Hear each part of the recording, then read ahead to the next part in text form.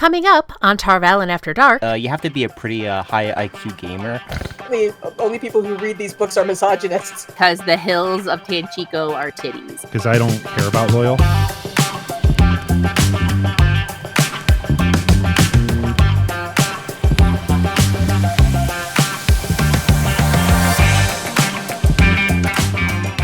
The light illumine you, and welcome to Tarvalin After She also Dark. hasn't learned Alana's trick of becoming a and I'm here at the Thirsty Tinker, Tarvalin's most disreputable inn, located in scenic North Harbor. Hail and well met, beloved listeners. This is a double feature today. There was a sick kid, and you can guess who that was because only one of us has a kid. And so we weren't able to record last week. I have many, many, many children. You have many potential children. Yeah, you have many theoretical children, possible future children. Although I'm assuming you were giving up custody because the whole point was that you were supposed to be a surrogate. I live in the United States. Even these unfertilized eggs and sperm are life forms that I all view of your as... sperm are babies? Oh my god. Every last one. Every sperm is sacred. You know what? Elon you know what? If somebody was checking out this episode for the first time, and this is how the intro began. Wow. I don't even know. Every sperm has a soul. Okay, this is actually a Wheel of Time podcast, so continue, Jazz. It is. Did you even finish the intro? I did not. No. Okay. We derailed very quickly this morning. But we will be talking about episodes 6 and 7 of Season 3 of The Wheel of Time. And it's going to be great. And I think we have a lot of opinions. And let me then introduce my partners in debauchery, Nameless, Kevin, and Jenny Sadai. Good morning, my loves. Hello. Yeah, we literally were like, we cannot record about episode 6 without Kevin. No, it's not possible. That is very important. If you recall, the last time we did record, I said, Kevin, I think you will like this episode. I'm going to go out on a limb. I know this is throwing it out there, but I'm going to go out on a limb and say, Kevin, you enjoyed episode 6. I would say that, yeah, it's contending for my favorite episode of the season, for sure. It is in contention. Yeah. Me too, actually. I mean, honestly, it was really good. It was really fun. There was some lighthearted shit that I thought was really nice. The Hills of Tanchico will be forever stuck in my head. And it took me an embarrassing amount of time to actually realize that the reason that woman kept grabbing her boobs was because the Hills of Tanchico are titties. My favorite thing is that Matt from Queers of Time realized it the next day. He didn't realize it until I was talking about it in the group chat. Yes. He's so gay that he didn't even realize about How gay is he? So gay. That many women rubbing their boobies while singing a song about boobies was not enough for him to realize that the song was about boobies. Extremely. You know what? To his defense, Elaine didn't know it was about boobies until halfway through the song. So it took me longer than Elaine to figure it out. If I had remembered to do the reaction, you guys wanted me to do the reaction, and I almost remembered to do it. But if I had, you would have seen that the lights clicked for me, almost the same beat that it clicked for Elaine. Almost to the second. I was like, oh my god, she's singing about tits, and I'm like, hell yeah. I have to watch my reaction. Yeah, I have to watch my reaction. But yes, there was a moment where I yelled out, "The hills are boobs!" My face was like, and then I was like, well,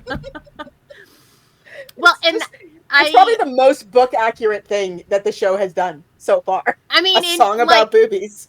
A song, honestly, I feel like whether they realized it or not, that was a beautiful homage to Robert Jordan, who, despite our best efforts to not know it, we all know that he was a tit man. He was also a spanking man. So, you can contain multitudes, but he definitely was a tit man. So, I think that they did a great job with Elaine in that moment too, because we haven't gotten into the whole she's learning how to swear, and she actually really enjoys kind of doing stuff that isn't princessy and stuff like that. And they kind of encapsulated that whole thing in those scenes in the tavern. Yeah, and like so her really leaning into the boob thing was so perfect. It really was. It was. I thought it was great. She's up there singing, and she's like, "Oh, look, the commoners are rubbing their boobs. Oh, it's about boobs. Oh, this is what the commoners do. Shimmy, shimmy." Like it was such a and like the glance that she exchanged with Tom. It was so good. Because at first I was like, why was he like, are you, I thought, oh, he's like, are you sure? I'm like, oh, maybe it's a really hard song. No, it's about boobs. It's about boobs, yeah. It's about boobs. And yeah, and then like the look he gave her, like, well, and it's just sort of, and then when you think about sort of like the sort of theory that Tom is maybe actually her actual father, and then you're sort of like, okay, so she's now singing a song about boobs with her dad, and it's extremely funny. Yeah. I want to think about like whoever taught her that song, like just a tutor that works in the palace who's just like, I'm going to teach the daughter heir of Andor a titty song, but she won't know. Well, in my headcanon, it was Linny. It could have been, who taught her that song. Well, I think my favorite part is they actually keep referring to her as the daughter heir of Andor, sort of like she does herself. Yes. Like, everybody keeps calling her that. Yes. So good. And I thought her taking off her veil was like a homage to her, like constantly telling everybody who the fuck she is. It's like everybody's like, Elaine, keep quiet. Don't tell everybody who you are. So, okay, fine, absolutely. But I'm the daughter of Andor. Well, was there? I'm not sure if there was, because that's all I remember. But was there anything else that happened in that episode other than the Hills of Tanchico? There was a couple I things. guess one or two. That was sarcasm, Jenny. I know. Here. My finger to you. I am really happy that your avatar can do the middle finger, though, because I feel like if it couldn't, it would be a loss for all of us. You know what we haven't seen is Jenny's avatar worshipping lately. She did it earlier, actually. Yeah, Yeah. Our God is an awesome God, he reigns.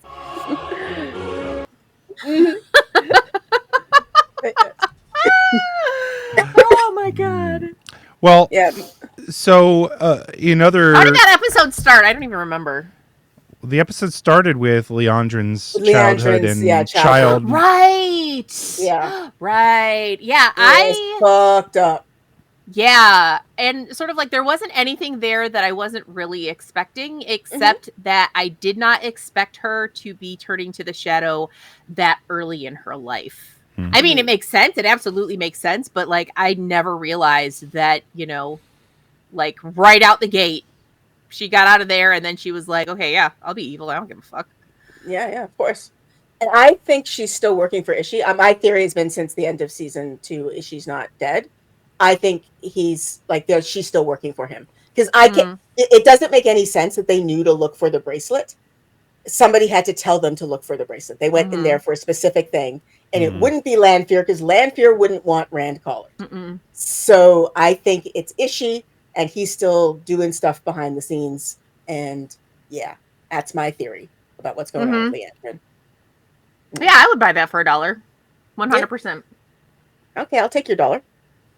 All right, here you go. $1 American dollar. Very valuable these times. Yes, I know. I think it's cool that they're giving depth. I mean, not that they weren't already doing this, but like the more continued depth they give Leandrin, like she is undoubtedly evil. Like I don't want to. It's not redeeming. It's not like justification. It's not any of that, right? It's explanation, though. Yeah, like you understand her. And her goals. And like basically when it boils down to it, Leandrin just wants power to make sure that those types of things can never happen to her again. Yeah. Right? Like it's the desire, it's like she wants to become a chosen or a forsaken, depending on which writer wrote the scene. But I noticed that like Naomi called them forsaken and I was like, okay, was there a reason that she did that? I think Probably I saw not, it went up. I think I saw a random comment from Sarah on Twitter. Yeah. That she was like, she ran up the writer's room. It was mid-strike, and they were like, Dark Friends call Forsaken, Chosen call himself Chosen, and that was the decision that was made, and without her being in the room. As far as that was the way it was going to be. I think that's what it was. So it might have been like Leandra saying Chosen because she wants to be one, and Naomi said Forsaken because it's a deferential.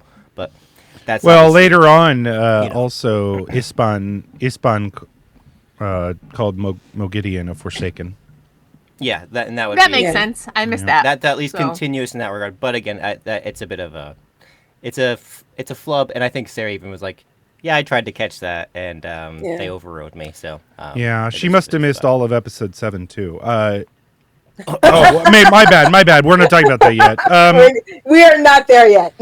Oh man. Yeah, but I think I like seeing more Leandrin backstory. See, that's the type of stuff that I'm actually totally good with in an adaptation. Like, I know people can get upset, like, why are we giving that time when we're cutting other things? And like, I wish that they had given, for example, they'd given Podon Fane that same treatment, right? Mm-hmm. I think that it would have made that, or eliminate him in general. Not to get ahead, but like, I think that what they're doing with her is great.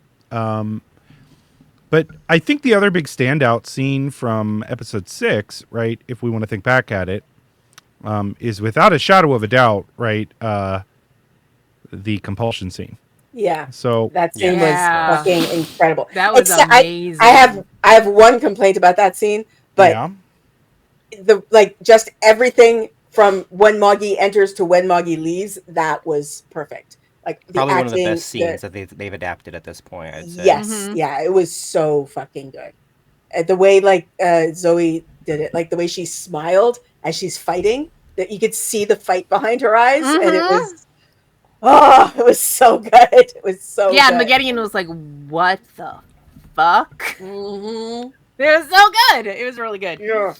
Well, and the different take that Leia Costa is giving Moghedian, like this is not book Moghedian in the sense of like her personality. Mm-hmm. And I don't find book Moghedian or show Moghedian to be all that much of a coward either. Like, she does not seem to be a coward. She doesn't seem to be a coward, but she does seem to be slinky. Like, she's well, hiding. she confronted Lanfear in the end of last season. That's something that book Moghedian would have never done. No, never. No. So, like, I'm fine with it. I'm actually totally fine with how they portrayed her, because I think it makes her more interesting. She's definitely scarier, for certain. Yeah. Like, there's no. Oh my gosh, she's fucking terrifying. She took the Forsaken face touching thing to that. She touched that woman's face to she became 2-dimensional. Like, it was no touching faces. They need to stop touching. It was. I like that their interpretation is like, maybe the rest of the Forsaken think that she's a coward because she hangs back. Mm-hmm. But in reality, she's not a coward. She's just doing her spider thing, and she's being strategic and weird. She's being fucking weird. Well, I don't like I even said this in one of my reactions, whatever. I got indignant when Samael called her a coward. She's not a coward. She's risk averse. She assesses the risk, and it's not the same thing. Well, from his point, and he's also an idiot. So from his point of view, she's not a coward. Yeah, I mean, we can talk about the Samael part in a second. Yeah. Because that was probably Go ahead, continue on Moghedian and compulsion. Okay. Or no. Well, I was going to say the part, like, I had one critique about that scene, and that was after Moghedian left. We had like that 20 seconds of them standing in the middle of the room being like, what happened? Oh my. I thought we didn't need that. I felt like that was the writers thinking we were too stupid to figure out that they didn't remember.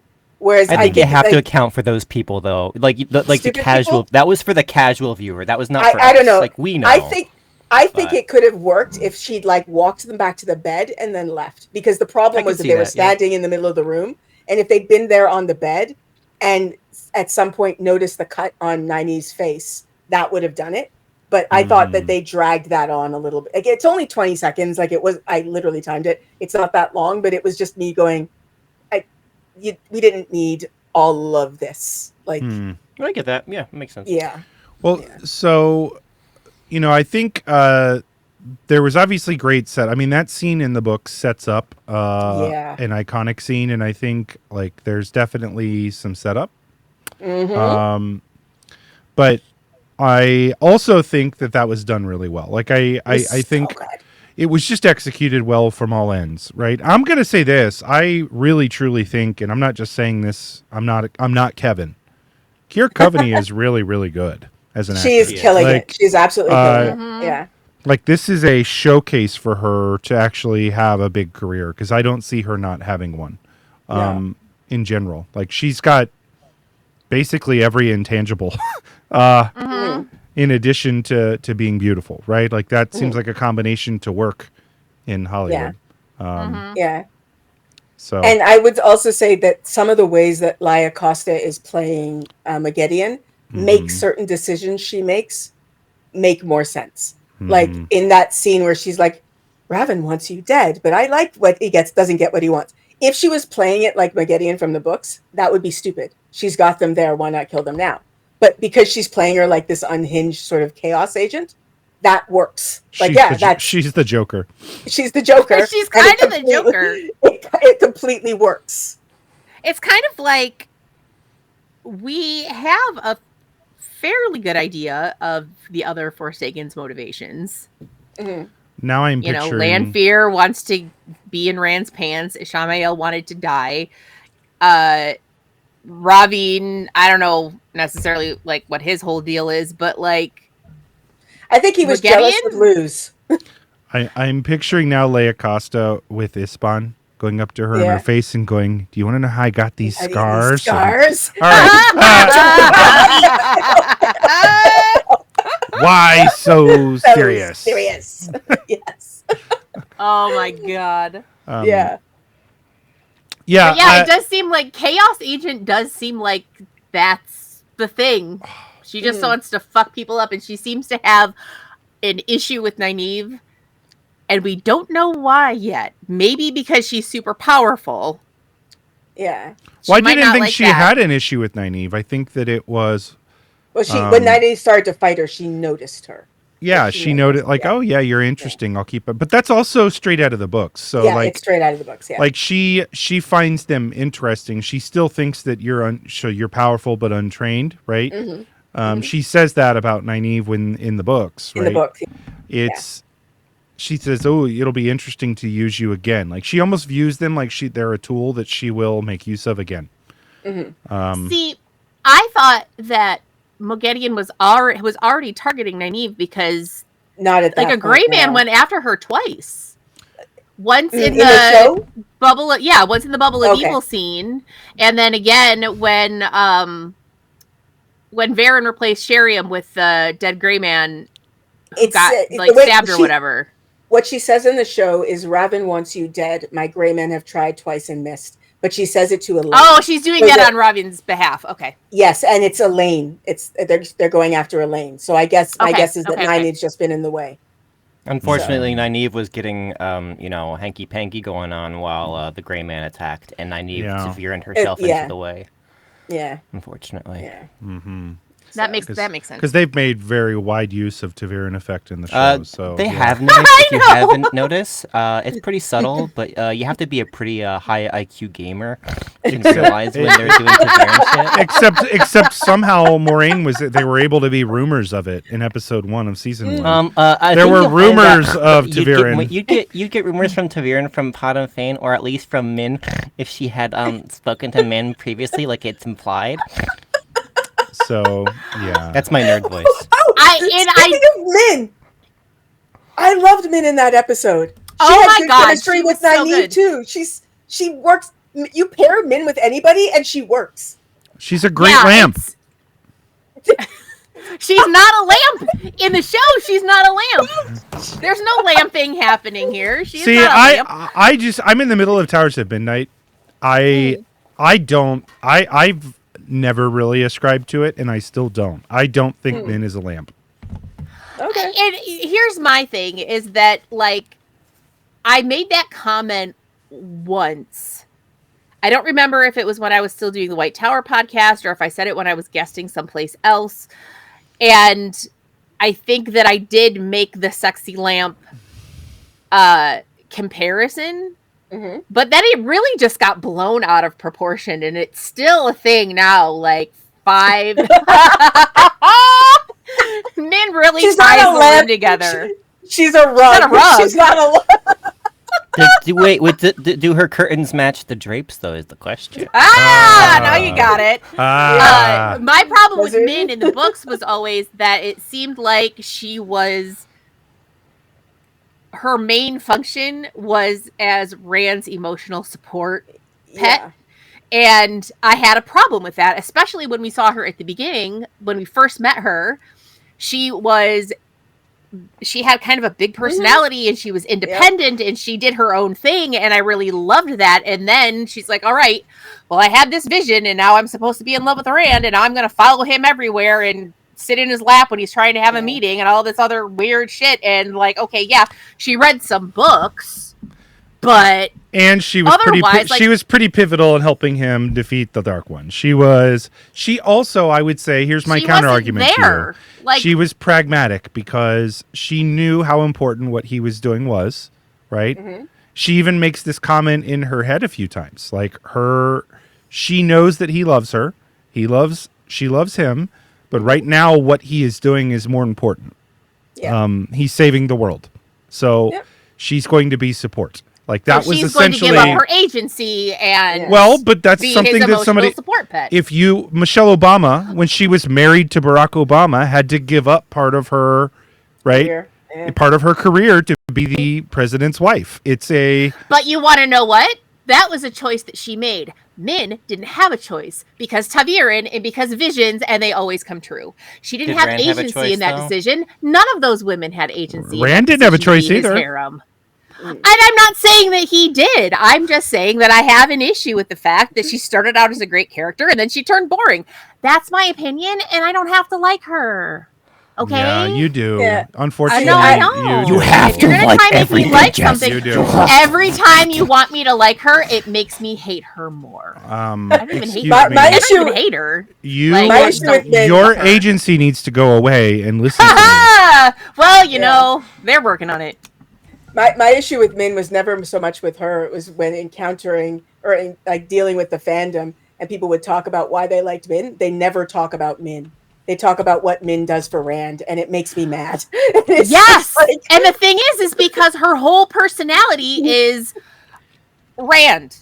Yeah. And it's like I feel like there was a way they could have written her into a supportive role for him and still made her a person. You know what I mean? I've literally had comments on videos where people will be like, no, I like Min for more reasons than just she's really good support for Rand. And then they start listing things, and literally everything in the list is she's nice to Rand. She's there for Rand. Rand likes having sex with her. Rand. You didn't fucking talk about Min at all. Like, never once in your description of what you like about Min.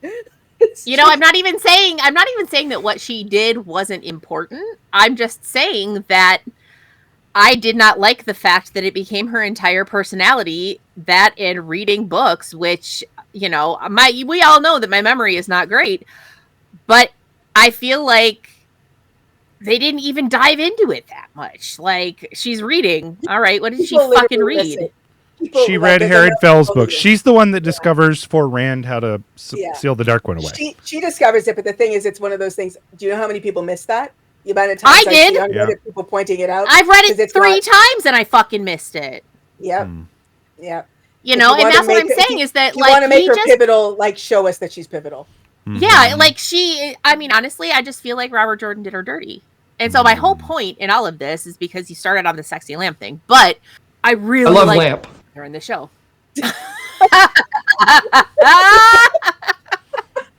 Well, what I was going to say is I ate a big red candle. Kai Alexander is really good. She has good chemistry with everybody you put her in a scene. Yeah, she does. I was just like, okay, that's amazing. Like, I didn't think her and Nynaeve would work, and then they worked. And I was like, oh, okay, this works. Yeah. I like it. She worked with Matt. I feel like everybody she's been with has been great chemistry. Every single person she's been with. Yeah. She has had great chemistry with everyone, but her and Matt in particular, it's just like the buddy cop movie I've always wanted, and I'm so glad that the writers put them together because I love it. I absolutely love it. Okay, so we have got to get moving, and there's a couple more things to talk about in episode 6. Let's talk about the Waste and Moghedian. Not Moghedian. I'm sorry, Samael, Rand, Egwene. Oh yeah. Let's first start by talking about how Rand is a cheating sack of shit, and how he just can't own it. He's like, I'm not, and then he changes the subject. It's actually your fault. Yeah, basically. He got busted. He's not wrong that she doesn't like everything he said. There was nothing he said that was wrong, but also it's like saying, like you go to your partner and you're like, you cheat, and you're like, yeah, well, you didn't wash the dishes. It's like, and that's the thing. It's like he's trying to use it as an excuse, and the way that I phrased it when I did my reaction was that like he finally lanced that boil. This is obviously something that has been bothering him for a really long time. And on the one hand, he has always been respectful of her goals and her autonomy and in all of that. But there's also that part of him that's really mad that she didn't pick him. Yeah. And like he's bitter about that. And it's like, you know what? That's valid. You can be bitter about that, but also that doesn't make it okay that you were banging a Forsaken even after you knew she was a Forsaken, and then also never told her that you'd had a partner before you partnered back up with her. Like maybe that should have been a conversation just in the interest of full disclosure. Yeah. And then like he's dream banging her while he's also real life banging Egwene. I mean, at the very least, we're talking about like emotional kind of infidelity. Now here's the not that I'm really, defense is not even the right word, but the statement to make about that, if I think the fact that Lanfear was there for real is actually what makes it bad, because it's almost also equally upsetting that Egwene is in his dream spying on him. Yeah, that was like, because there is also that, right? Like you cannot hold people accountable to what they dream about while they're sleeping. No, okay. But Rand is aware that he is aware, so that takes that out of it. But I'm not sure that Egwene necessarily knows that either. So, she somehow because she does, she asks about it. She asks, is she, so, yeah. But then Lanfear also reveals it when she pulls Egwene, when she goes into Egwene's dream. Yeah. She sort of reveals the whole thing. So, like, obviously, Egwene was upset to see him making out with Lanfear in his dream, but then also Lanfear's like, hi, we're banging, and he's mine now, go fuck yourself. And so then, of course, compounded by the fact that Lanfear is the one who has been torturing her in her dreams. Right. And so, like, it's just this whole thing. And it's sort of like, it's really just sort of giving the whole book people don't communicate thing. It's not only that, though, the other thing I thought it pulled from the book is Rand's passiveness when it comes to his relationships. Like, literally how he ends up with Elaine is Egwene is like, hey, we're breaking up, but she's hot, now kiss her. And then they just, like, he's very, very passive when it comes to relationships. My guess, and it's all, of course, stuff that happened in between seasons, is he and Egwene, of course, meet up at the end of season 2, and she assumes that they're back together, and he doesn't have the stones to be like, actually, no, we're not together anymore. We might be in a situationship here, but we are not together. Yeah, there were boundaries that needed to be set that were not set, and he just wouldn't talk, and he just he let her steer things where she thought they were going. So let's also take that the end of that conversation, right, ends in Samael barging in with a hammer like Thor, and getting his ass whooped without Rand even looking at him. Yep. So let's talk about that scene, right? On one hand, this was Lanfear's surprise, right? I believe, right? Lanfear said she'd be sending a surprise. I think it was Samael. Now, the problem I have with this is not really. I think it's a waste of a Forsaken only with the ease that Rand defeated him. Like, he didn't have Kalendor. He didn't have, right? So for him to, I don't even need to fucking look at the Forsaken. Yeah. Like, and I can just beat him pretty bad. Like, I thought that was a waste. Yeah. I thought it was hilarious because if Samael is dead, it's kind of hilarious because Samael dies off screen in the books. Yeah. And it's just like if he just no look killed him. Well, and then really Gus from Wheel Takes made this pun about like his time was short. Yeah. Because, you know, Samael is a short king. Yeah. But the way that I interpreted that scene was that it was like Rand embraced the power or seized the power, but then like he wasn't actually aware of what he was doing at that point. He wasn't trying to defeat anybody. He was just drawing the power in and fucking stuff up, and he didn't actually... He was lost. He wasn't in control. You know what I mean? Like, there wasn't any conscious action he was taking. And I think they did that to illustrate the fact that it's virtually impossible for Rand to control at this point, which is, I think, also setting it up for having somebody teach him. He was blocking Samael, though. And here's my argument. Here's, again, the hard part I have for that. Because I'm looking at this. If I look at it as a book reader, then it's ridiculous. Because even Luce Theron would not have been able to do that, let alone Rand. Right at this stage. So, but if I look at it as a non-book reader, I see that Rand is this much more powerful than all of the Forsaken. Like, they're no longer a threat. Okay? Because he could beat them without looking at them. Like, if I didn't know any of the lore, right, it takes some of the stakes out of it to me. Yeah, because I'm a book reader and I'm like, it's Samael. It doesn't matter. Yeah. Well, he's a dog shit Forsaken. Quick sidebar. Didn't Lanfear, when they had their little social, didn't Lanfear say something about Samael being really weak? Yes. Like, from Forsaken standpoint? She absolutely did. But again, it doesn't, it still is this, like, it wasn't even an effort. Like, that's I wish there had just been, I have no problem with Rand beating him. I have a problem with not looking at him while he did it. Well, I guess, a counterpoint on that one. The reason that he beat him was because he unwittingly made a building collapse on him, which I would argue is him not actually beating him. Like, okay, so he puts the shield up, but then like you see him just standing there like a crazy person watching the power like go through his hand. So he like consciously puts the shield up, but then he'd had that conversation with Moraine too, about how just like it's always there and it's sort of like you can't, like, you have to keep an iron grip on it, and it's sort of like he's looking at it like that grip, that mental grip is starting to slip. That's the way that I interpret it. And then like the whole thing sort of culminated and the building collapsed on him, and so I guess technically he defeated Samael in scare quotes, but it was because he made a building fall on him, not because he actually did something. You know what I mean? Like, he's, for all intents and purposes, Samael was collateral damage, just the same as Sarah. Sure. Well, speaking of her, how did we feel about that scene? I knew it was coming, but I hated it. Yeah. Well, I think everybody did the moment that we saw a scene with her earlier in her garden. That was the moment she died. The moment she was cute in the scene, this episode before, the moment she had lines, I was like, oh no. Oh no! I didn't even pick that up until other people started talking about it. I was like, "Oh." Fuck. But here's again. I add to this. I think what they're doing with Rand, and I guess it's consistent. They're making it sound like the one power.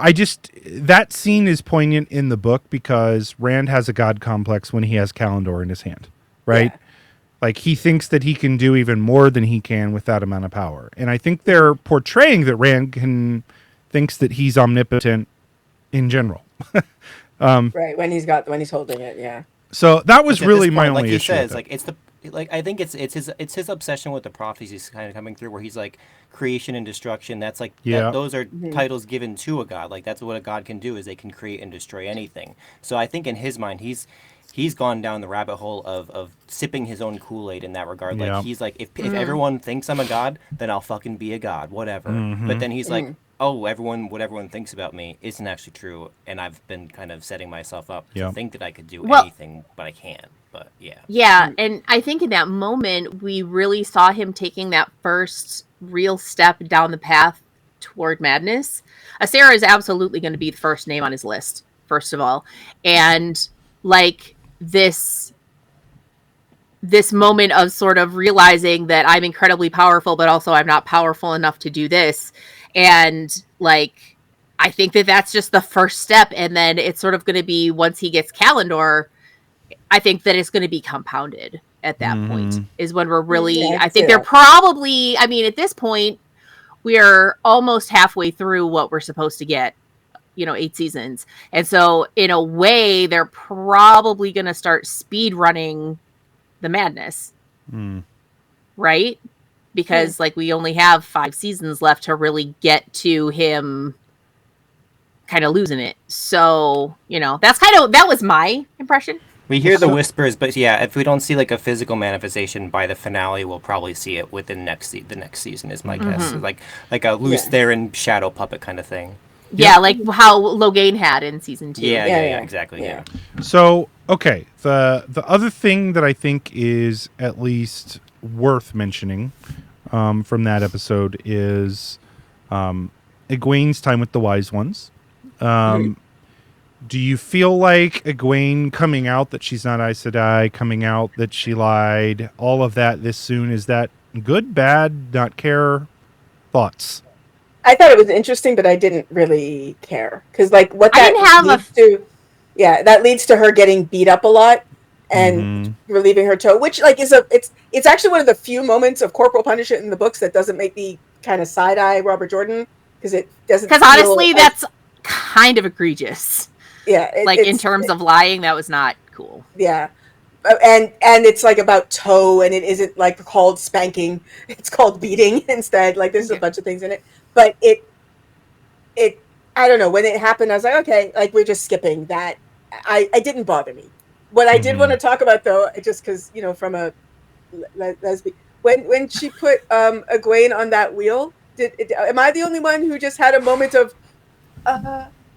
Yes. Okay. I'm the only one. Really, I'm the only one who had not. It is the sexy wheel, I get it. It's the sexiest wheel in the show. Yeah. Lanfear, like that. Lanfear was all caressing her face, and I was all like, nope, never mind. I'm just gonna move on with my thoughts.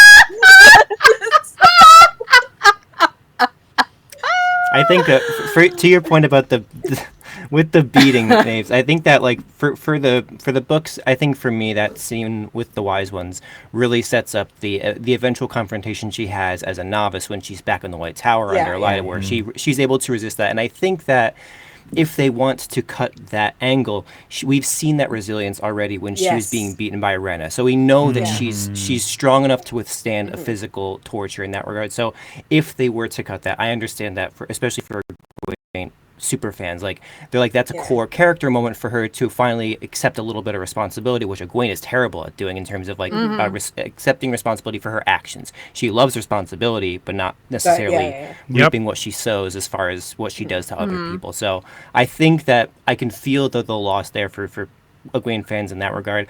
For the narrative for the show, though, I don't know if we need that at this point for what it's going to set up. I could see it come back. They could say, you did lie to us, and I could see Berenice withholding future teachings or setting better parameters as she continues to lie and still does stuff without their permission. So I'd be interested to see how that dynamic develops more as we spend more time with them. But I do see I understand where people are sad that it seemed like it was brushed away under the rug and almost like a meta cut, like in like you're saying, oh, they're going to cut that plot in real time. I could see why that would be a moment that sticks out to some readers.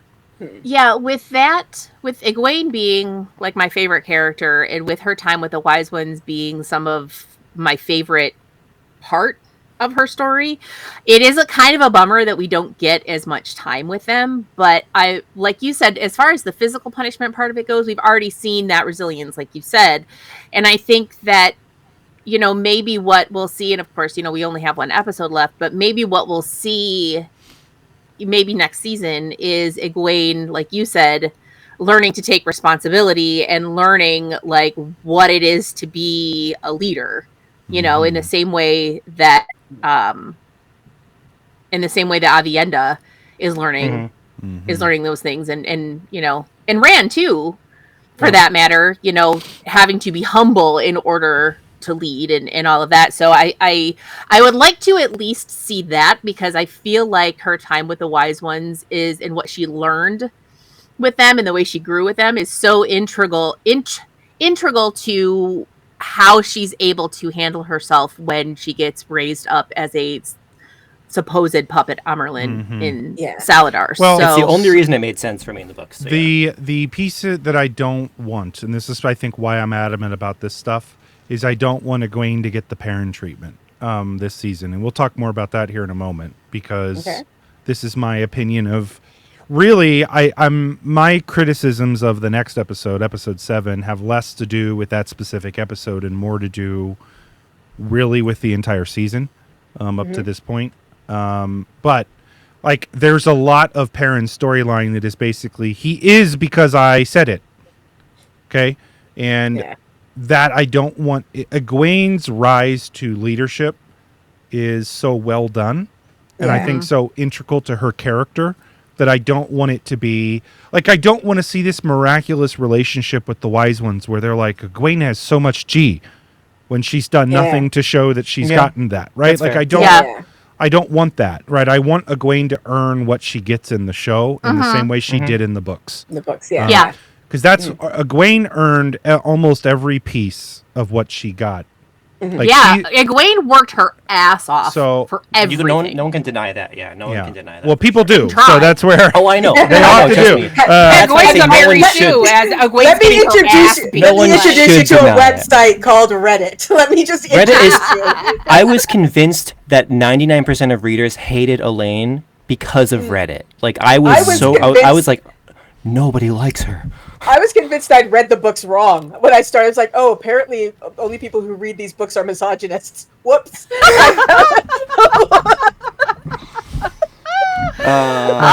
world is a nightmare. So let's talk about episode 7. Obviously, I've already kind of hinted at the fact that, my full season review, I said there was one episode I didn't like, and this was it. So this was the one I most did not like. I have plenty of reasons, and I can talk at length for those. But I am curious, like, I really wanted to like this. So this is where, this was me trying to watch this with rose-colored glasses and failing. So I am curious, though, like, did any of you really like episode 7? And if so, tell me why I'm wrong. I liked it. Yeah, I liked it. I had a fair amount of complaints about it, but when it was done, I was left with a positive feeling. And like, I do these breakdowns of the episodes that are longer than the episodes themselves, and the majority of the breakdown was positive, but there's enough people in my comments being like, you shit on this episode. I'm like, I said 6 things. I said 6 things I didn't like. What are you talking about? In a 1 hour and 30-minute video. Stop it. But I feel like there were things that they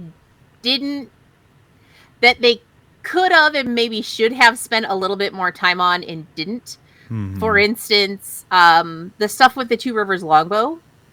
It was where they weren't even using longbows, which was it's like, and it wasn't until Senbui bitched about it, and then Taylor's like, okay, fine, use your fucking bows, and I was expecting them to then do like a demonstration of what they could do with these bows that are taller than they are. That felt like a cut scene for sure. Like that felt like it was filmed but cut. Yeah, it felt it felt weird and kind of like there was no payoff to that moment, which was weird to me.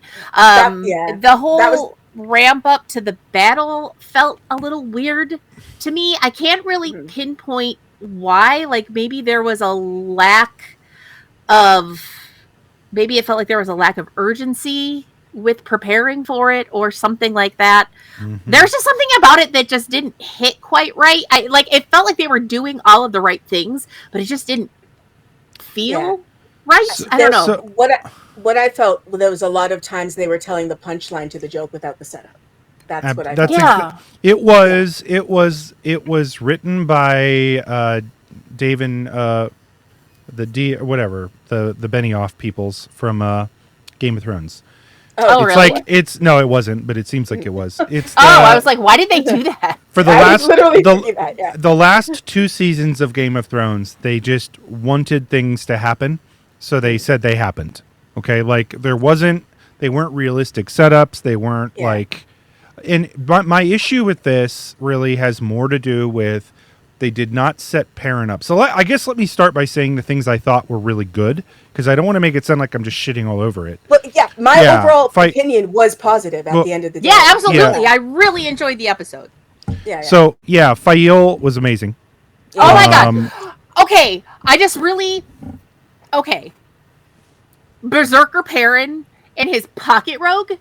Fuck off. That was amazing. It was like cute, but also bloody and vicious. Mm-hmm. And it's just sort of like there was this moment where he was heading for Padon Fane and he was like going after a Trolloc. And then in the background, she's like up there on top of another one, like stabbing the shit out of it. That was like the best thing I've ever seen in my life. In that moment where he's, go ahead. Sorry. I was going to say, I need Fail to take all of the Emmonsfield 5 and teach them double tapping. Because she's like double, triple, quadruple. Come on, keep stabbing until it's dead. Stab. Like it's, and then like that moment where he's like, "Stay behind me," and she's like, "You don't need to protect me." He's like, "Kill the ones I miss," and the look on her face, she's never been more turned on in her life. Like it was so good. Their dynamic is just fantastic, and like I know that Nabes in particular has, and I don't have as much of a problem with it, but I'm also not as invested in that storyline. Like, Perrin's sort of, quote, rise to leadership has been weird.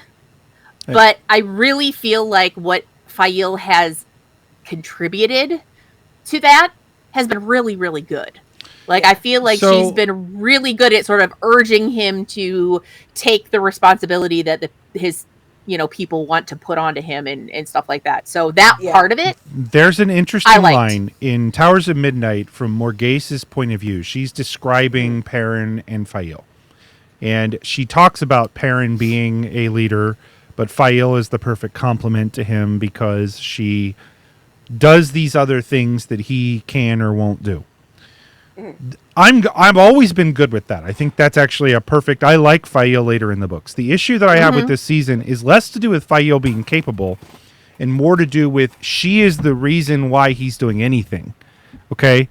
And the setups, like the whole plot line, like let's take Perrin out of it for a moment. In my review video, I put down a few things I think they could have done better. We needed to see a cold open or a scene earlier where a Trollocs attacked and killed people on a farm. We need to see somebody attack the fucking 2 rivers so that we can explain why they, between episodes 5 and episode 6, or sorry, 6 and 7, they were building fortifications. So why? Even more than that, like attacking the village, yes, but before that, earlier in the season, we needed stakes. Like we were just told Trollocs are attacking people while everybody carries on like it's normal. Right? Yeah. There was no urgency. There was no seeing the White Cloaks actually protect them from Trollocs. There was none of that. Okay? That setup took the stakes out of it. Then Perrin waiting around for 3 episodes to go save the Cothins was stupid. Yeah. Because they show him like eating breakfast and chilling at the it wasn't, and it was the way they filmed it. Like I can understand the reasons why he might not have left immediately, but Perrin in the books did leave immediately. Right? Like that was how he became a leader. He didn't try to be one. He did what nobody else was doing because he would bring it up. Why don't we go save the Luhans? And they were like, but we can't. They're soldiers. And he goes, well, it needs done, so I'm going to do it, and I'm leaving. Right?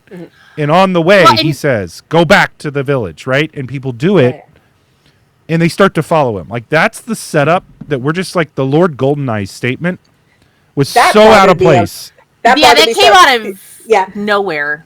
I think I told you, Nibs, but my idea for a scene that would have fixed that would have been like a previous episode where you have somebody attacking. A refugee comes to the village, to the 2 rivers, and is like trying to figure out who's in charge, and they see Perrin, and they go, "Oh, you must be Lord Perrin," and everybody thinks it's funny and starts calling him Lord Perrin as a joke, and then it's real by the end of episode 7.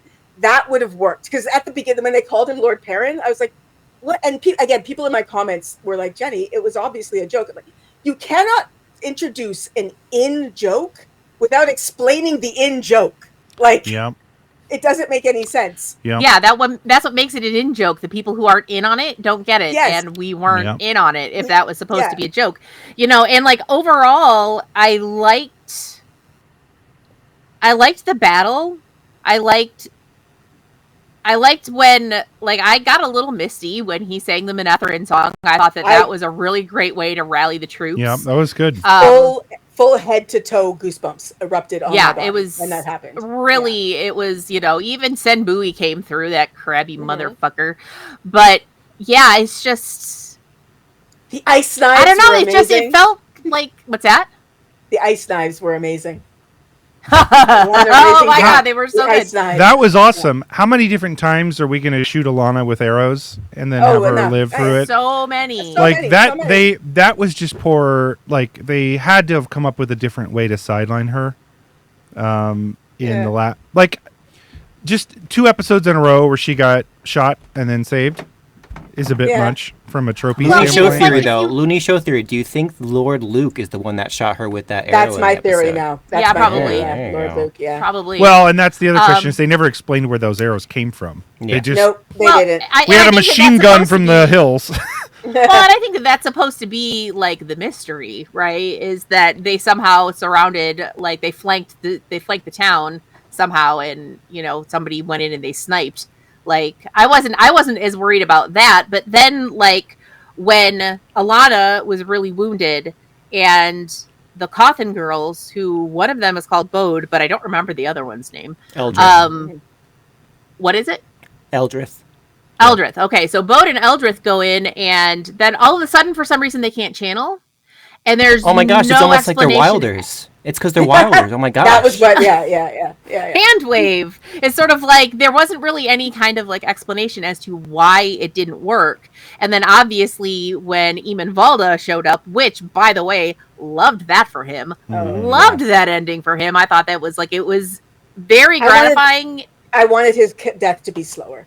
I wanted it to be slower. I mean, that would have been nice, but he also got a taste of his own medicine, which was nice. And, it was, to me, just as gratifying as the way he ended in the books. But then all of a sudden, they could channel then, and they set him on fire. And then presumably after that, they were able to embrace the source and heal Alana, which is fine. But it's just sort of like there was no explanation as to why they couldn't one moment and then they could the next. And it was because they were too tired. Was it because they were afraid? Like... It could have been just like one line from Alana. It's okay, you're tired, or it's okay, you're scared. Something like that. Just a little explanation as to why it wasn't working. You know what I mean? That one didn't bother me at all. Interesting. See, I don't know. It just kind of it isn't even a big deal. I was just sort of like, feels a little hand wavy. So, what did you guys think of the Loyal death? Of killing off Loyal? I was sad, but. Understood. Oh, yeah. You know what? Honestly, like, I feel like I'm talking a lot this episode. I'm sorry, but I was thinking about it, like, as I was watching it, and honestly, like, the way to lock a Waygate in the books was kind of dumb. Oh, just take the key off. It's fine. Whereas the idea of somebody having to go in, like him having to go in and being able to do it because he is the Ogier and the Ogier made the ways, and like having to actually physically destroy the Waygate in order for them to not use it. And he went down like a fucking hero. Was I sad to see it? Absolutely. But god damn it, what a way to go. Yeah. And the reason I thought it would, I don't want to use the word like, just because it really did make me sad. But I also remember the amount of times before the show came out where I am on record as saying I was certain that Loyal wouldn't make the show. And the reason I was certain he wouldn't make the show is because love him. I love Loyal. I want to say that I want that out in the universe, but he doesn't do very much. And that's exactly what I was thinking. He's like a 100% great sidekick, but in terms of like stuff that he actually does, like they gave him something really important to do here. Yeah. And then I think Jenny, you're the one who said that the Hero of the Horn theme played.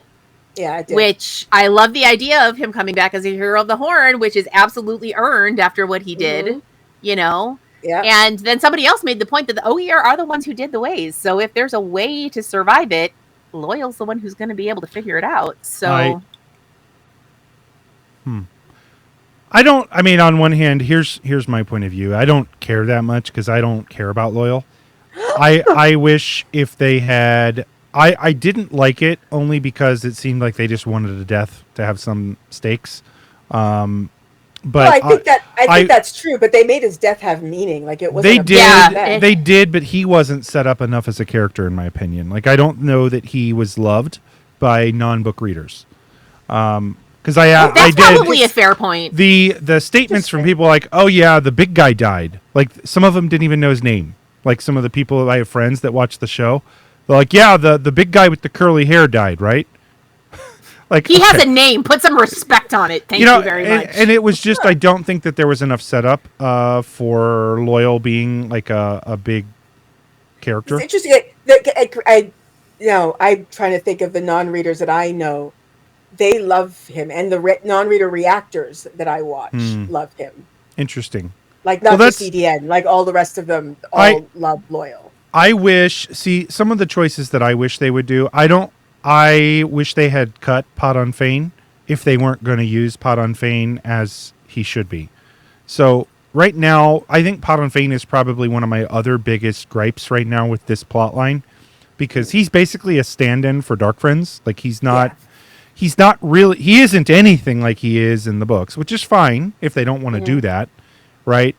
But it loses the appeal, right? Like he is scary in the books because he's not only this otherworldly thing. He's weird, yeah. He's a unique evil. He's unhinged. He's unhinged and crazy. Like he's literally Moghedian times 10. Like fucking serial killer shit. Like get that man on a true crime podcast. He's a psychopath. Shit, yeah. And he's a psychopath. He's evil, but he also hates the Dark One. Like it's a weird thing he's got. He's got a whole weird thing going on. If they had done, that's part of the other setup. If they had taken him and had a cold open where they raided a farm, and we found out at the end of this that it was Perrin's family, and that Pot on Fane was there. Yeah. Tell me that if that had happened in episode 2, right, that we would not have had stakes. For the rest of this season. There absolutely would have been stakes. Absolutely. However, I think, because I've heard that comment about maybe Perrin's family should have died.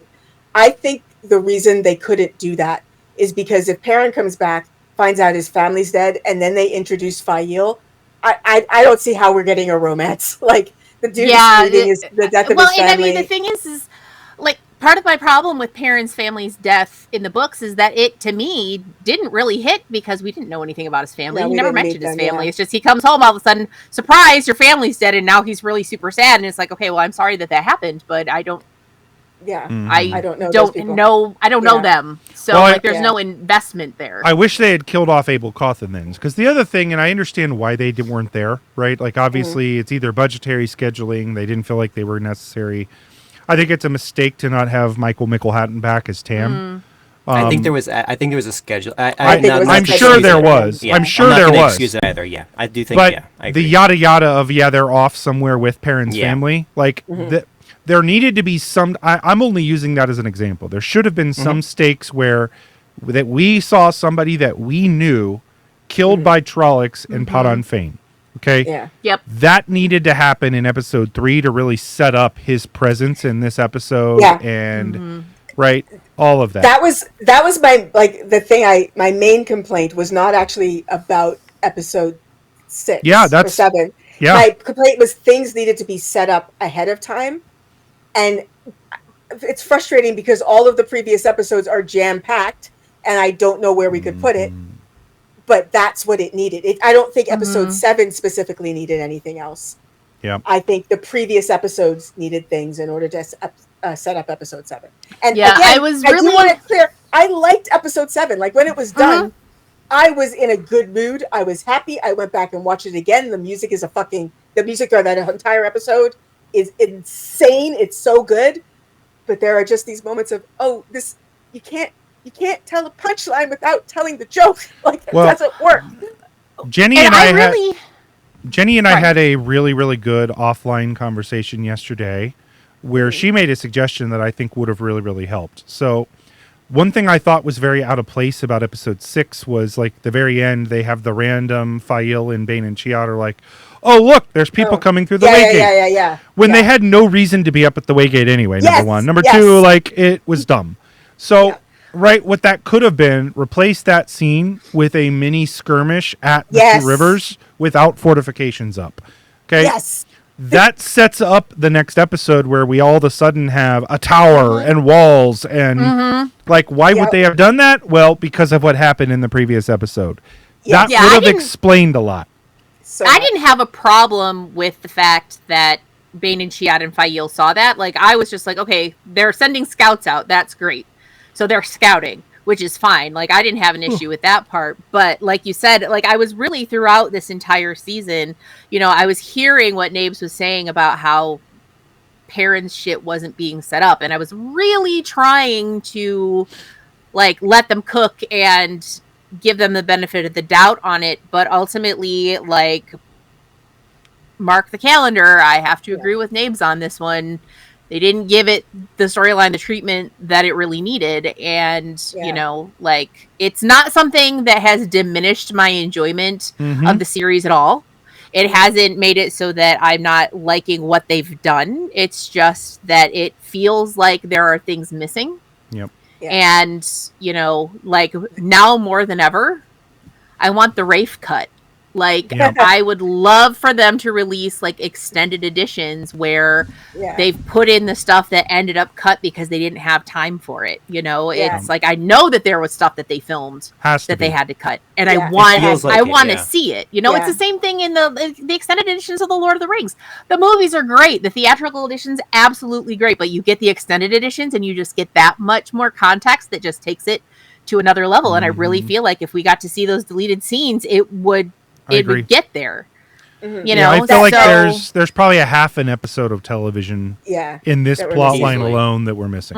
Yeah. That scene 100%. At the end of episode 6, it was so out of place that in my brain I was trying to figure out why it was there, that I thought, oh, you know what it is? They wanted to end with they wanted the credit song to be The Hills of Tanchico, and they couldn't have that after Rand is grieving a dead child. So they were like, what do we put in here? Let's put a theme from the Two Rivers. That's how out of place it was. I was like, that's what they were doing, because it didn't make any sense.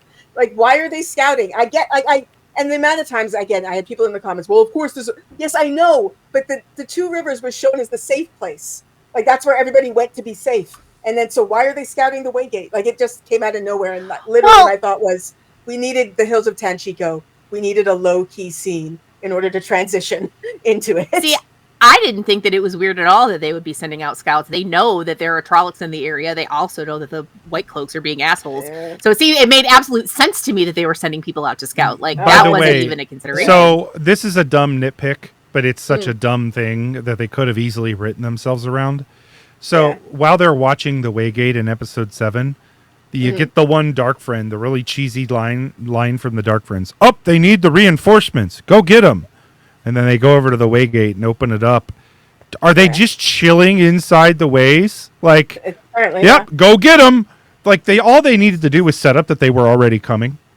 Yeah. Like, we didn't need No, they did hey, go get them now. They need him. And now they're coming, right? Like, so did they just walk back through the ways to go get reinforcements? That was I didn't even think about that, but that was stupid. It was very cheesy line. They didn't even need to include that, to be perfectly honest. No, they didn't. It was campy. It was a campy, very campy. We did get that wonderful moment though of seeing Loyal with like his hammer and the Avendosora leaf on it, which was just like, I was like, yes. And then just like that great shot of him like running, like this motherfucker put a long handle on his axe and he is ready to crush some skulls, and I am so into it. I'll tell you, I just loved it. A death I hated more than Loyal's was Daze Conger. Really? Okay. Really? I first of all, I love Daze Conger in the show. Of course, that actress is awesome. Second of all, I thought, again, I don't understand what the hell they're doing with this. Like, she put up a shield, and then it's like it's breaking when arrows hit it. Because she's not trained. She's not trained. I don't know. Yeah, but I get it. I know. Like, I'm nitpicking you. I'm nitpicking you. Like, they didn't need to kill her. Is my point, right? Like, I don't know. See, my thought on this in the books, I don't think. Correct me if I'm wrong. I don't think a single named character dies in the Battle of the Two Rivers. Like nobody that we know or care about. People die, but they die beforehand. Like it's like you get like some of Perrin's posse dies, but no one in the actual battle itself dies. Yeah, that's correct. And so the fear and the terror that comes from that battle is being in Perrin's head and his fear and his like, are we going to live? Where's Faio? Blah blah blah. And you cannot do that in television. So in order to make it that scary, we need people to die, but it can't be random background characters. It has to be people we know, and. I mean, picking people we know in the Two Rivers. Kill Senbui. It's Senbui or Days. Like, I'm all about killing Senbui. I mean, I'll kill Senbui. I think we all would kill Senbui. Yeah, I think like it was a short, but I feel like very. To me, it was a very impactful arc. You know, she comes in. She's the new Wisdom, and obviously we know she likes to drink. We saw her in season one.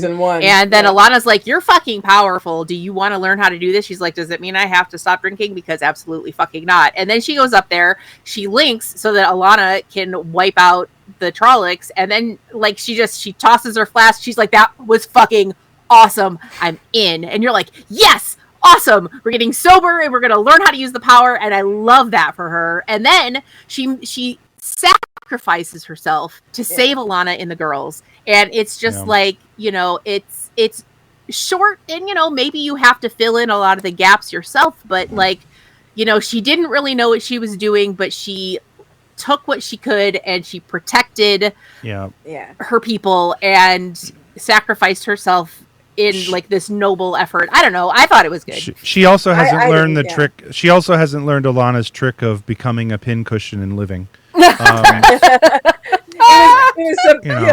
She took multiple big arrows. Alana took one entirely too big arrow. Yeah, it shot from a ballista. Like, it does seem like it was from a ballista. Like that was a big fuck off arrow. Some people are like, that was a spear. I'm like, no, it was a big fuck off Trolloc arrow. But that was some shit right there. Also, it did feel very repetitious. This is totally CGI budget. This is exactly what it was. But the fact that there was 0 fades in this attack, and that there were random dark frames mixed in was very stupid to me. I didn't even think about the fades, but you're right. I didn't mind the Dark Friends at all, actually. I did. No, actually, it made sense to me. Yeah, the Dark Friends for me were like, okay, clearly adult brain budget. But also, to me, like, it makes them really scary because if you're willing to fight alongside a Trolloc, you're really fucked in the head. And it also means that anybody can be fucked in the head. Yeah. Not like that much of a... Like, I thought it was a smart... I thought that was smart, budgety, and world building. I think personally. But see, I get it. I don't think it would have been like, and again, keep in mind, let's look at Lord of the Rings, like the Battle of Pelennor Fields, right? You have, you do have humans and orcs fighting together, but they're like in separate groups, and so it feels a little bit more like separate. Imagine if you had seen the line of orcs, but random, like Steve standing there with a... Right, it would have lost the scary effect. Derek over here, like, why did you pick the name Steve? You know, I don't know. Pick the name Steve. So my point on it is that I think it made it seem a little cheesier than if there had been Dark Friends there, but maybe not like running in with Trollocs, because it made the Trollocs look smaller actually. So the Trolloc suits are stilts. So like if you see these, they are like, and it just didn't look. I don't know. The fact that there weren't fades, though, was also a little strange. Like, they've established that for 2 seasons, and then for there to be none was strange. Yeah, that was purely budget, though, I'm sure. I hadn't thought about that. It just sort of, I took it for granted that Padon Fane was the one who was in charge, and so they didn't need any fades for that. But, fades and Fane don't really get along after that. After that whole nailing it to the door thing. That thing is actually also what's fucked, because they've set him up. Like, how did he do that if he doesn't have any of his? No, I know. Yeah. I agree. I just think that's weird. Fane is one of my favorite like D-list characters in terms of like just being there in the background doing crazy ass shit. So trust, I do, like, even as like someone who's like positive all the time. Pot and Fane is a place where I'm left wanting, and that's Pat and Fane has been permanently on my reserving judgment on him until I see the final picture list, because I have no idea what they're doing with him. I mean, the fact that they still have him means they have to have something planned. Yeah. It's like not just what he did coming into the Two Rivers, and sort of like it's understandable that he was there, and it was like that sense of betrayal on Perrin's part and all of that. Like all of that makes sense to me, but they could have done it a bunch of different ways, so they still have them. There has to be a reason, right? Like they've got to have some plan for him later, right? What about? I actually so I have two last things because we got to wrap up. I do wish that the battle had played out a little. The ending, I think, was anticlimactic and kind of dumb. I really actually do wish we saw. I think a great Fael moment from the books is where Fael leaves and brings back others to fight. I actually wish we had seen that. It would have established that the Two Rivers, like that area, has more people in it. Number two, it would have set her up as a leader, and it would have given a better ending than, hey, I'll kill you, so you better call him off. And then, okay, so what's going to stop me once I get up and you're not able to kill me anymore? I'm a dark friend. Why I would lie through my teeth to you? Yeah. Like, why would he actually leave at that point? Yeah, I found that a little weird. I actually didn't even. It took 3 watchings to catch why he did that. Like, because it's in the narrative dialogue. way to leave stuff. Yeah. Yeah, but it's not just narrative way of the leaf stuff. It's in the dialogue that's happening with the fighting. It took watching with subtitles basically to hear them going, "There's too many. We're not going to live. We're all going to die." Oh, he's trying to find a way out because they're not going to win. Right. But I didn't catch that the first time. I was just like, "Why isn't he fucking killing him? Kill him!" And then the second time, I was like, "Why is it?" And so it was subtitles that made me go, "Oh." Okay. That's where I wish it had been that he did send Fael away, and she came back and brought people and did what she did. It like came in at the Trollocs from behind, and they won. And you can get Powder and Fane getting away, right? If you want him to live, but it would have made far more sense to me than what we got.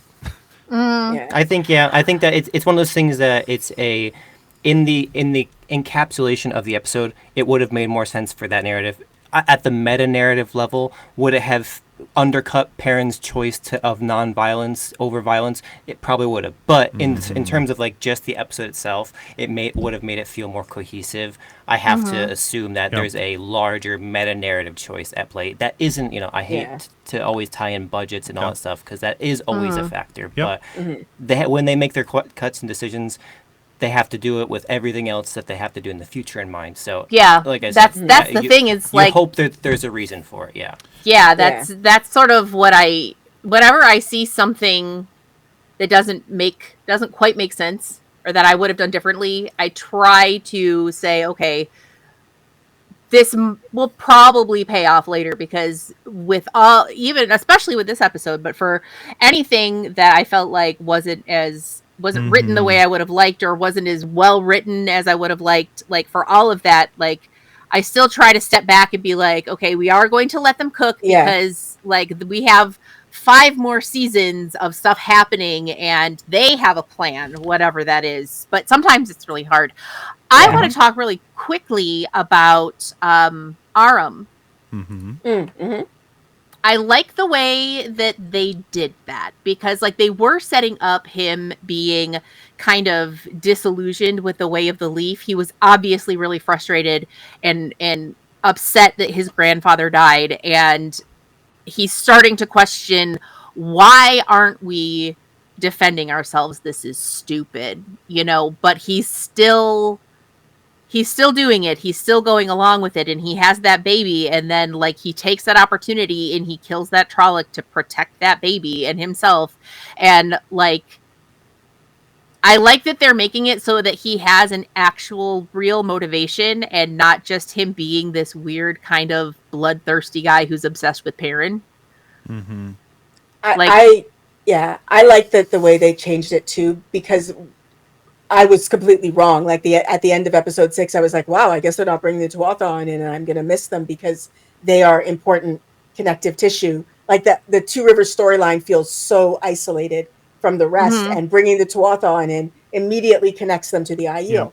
And so having him make the decision the way he did, like I even watched a few non-reactors or non-book readers reacting who were like, oh, that's like Rand's ancestor. Like they made that connection because it wasn't him picking up a sword in a moment of like a moment of anger because his dad died like 2 days ago. It was exactly what happened with Lewin. And so people made that connection. It's like, yes, that's why I wanted the Tuatha in this story to make this story feel like it's actually part of the larger story happening this season. I'll tell you what, one of the best actresses in this show is getting so underplayed. Maria Doyle Kennedy is so good as Isla. So good. I wish we had so much more of her. Yeah. Her looks at Perrin were just killer. Like just her look when Mr. Salvir was like, oh, you don't eat meat, so I've taken the meat out of this meat. I know story. It was please drink this meat. And it's just meat stew. And it's just that was such a cute moment because like she's trying so hard to be accommodating, but she's just not getting it quite right. No. And of course Isla's just like, thank you. We're not going to say anything about it because you're doing your best, but fuck. Like, it was that, I loved that moment. And then, but you're absolutely right. Maria Doyle Kennedy is amazing. So and just like her, they picked the perfect person for this character who is very important, like you said, for the connective tissue of like that overarching storyline of the Aiel and the Tuatha. They picked the perfect person for that because like, she's not there very much. Yes. Yep.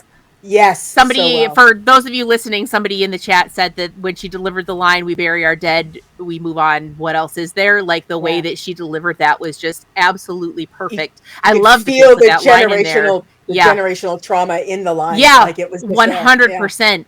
And, you know, like they picked the perfect person for that because we don't see a lot of her, but what we see is exactly what we need to. She takes that and just like delivers this powerhouse performance. The look on her face after she saw Aram kill that Trolloc, you know, and it's sort of driving home the fact I was like, it's just a Trolloc. Why do they even care? But it's sort of like, because it's a living thing and they don't kill living things. Like it's just, you know, and Aram's just absolute horror at what he'd done and realizing what the you know, consequences of that are going to be. And then when Mr. Salvir reaches out to him and says, we're going to need a new blacksmith, you guys can do stuff like that, right? Like, why don't you stay here? You know, giving him, like, reaching out with that lifeline, you know? I'm really interested to see, like, what they do with him. Are they going to make him that weird Perrin-obsessed guy, or are they going to do something else with him? You know what I mean? Like, they're setting him up for a new life, so what's going to happen with that? But I think a tie in there because like when Perrin got taken away by the White Cloaks and Fail is absolutely not on board because like obviously she wants to number one, she thinks it's dumb. Number two, she wants to hit that. So I think that Fail is going to get a team together. She's going to go and rescue him. And I bet Aram is going to be part of that. I can see that. So that's kind of what I'm thinking. But all right. We have got to wrap up. What are you in a hurry? You got stuff to do? Yes, but we've also gone a long time. So yes, we've gone longer. Yes, Jess, wrap us the F up. Fine, I will do that. Since you don't want to hang out with us, it's fine. Whatever. Fine. Thank you, everyone, for joining us on Tarvalon After Dark. We hope you had a good time. Let us know what you think about these episodes. We are on social media, Twitter and Blue Sky. New episodes drop every week on TVAD Tuesday. TVAD Tuesday is in our hearts. It can be any day is TVAD Tuesday. If you want to support the podcast, you can check out our Patreon at patreon.com/Tarvalon After Dark. Rate and review us on Apple Podcasts and Audible. You can also rate us on Spotify. You can't review, just rate, but that's still really helpful. And you can go to, also, I have set it up so that the podcast is also on YouTube. So if you listen to your stuff on YouTube, you can listen to us there as well. And you can leave comments there. So if you have comments, fucking leave some comments and we'll check them out and see what you think. You can also go to queerencia.co/TVAD and use promo code TVAD to buy queer stuff. Hot Queer Summer is coming. We need hot queer t-shirts. in hot queer bags. So make sure that you check that out. Thank you for joining us here at The Thirsty Tinker. And until next time, keep it wheel.